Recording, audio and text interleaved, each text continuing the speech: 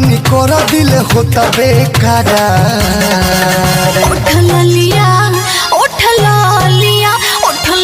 लगा के हम बानी तैयार। रोक कुछ देर और मिले अब तनियार।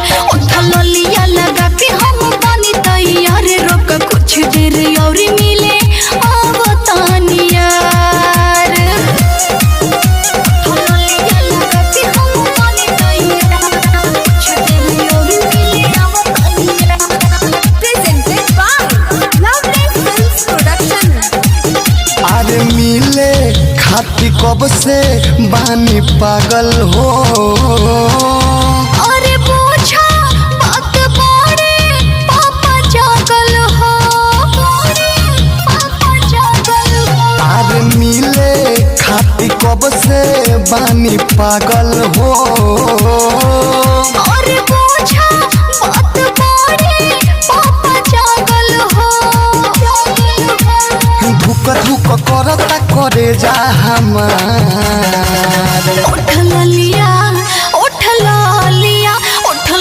लगा के हम बानी तैयार। रोक कुछ देर और मिले अब तनियार। उठल लिया लगा के हम बानी तैयार। वेट कर कुछ देर मिले अब तनियार। लिया लगा के हम बानी तैयार। कुछ देर और मिले अब तनियार।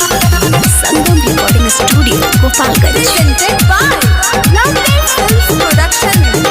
अरे बुझ परेशानी हमार लभर हो। अरे आनंद राजू राजा कोर सोबर हो। अरे बुझ परेशानी हमार लभर हो।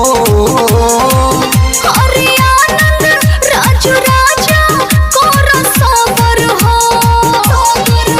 कहे यहाँ तो विदेशी देखी मची हाहाकार। उठल लिया लगा के हम बानी तैयार। रोक कुछ देर और मिले अब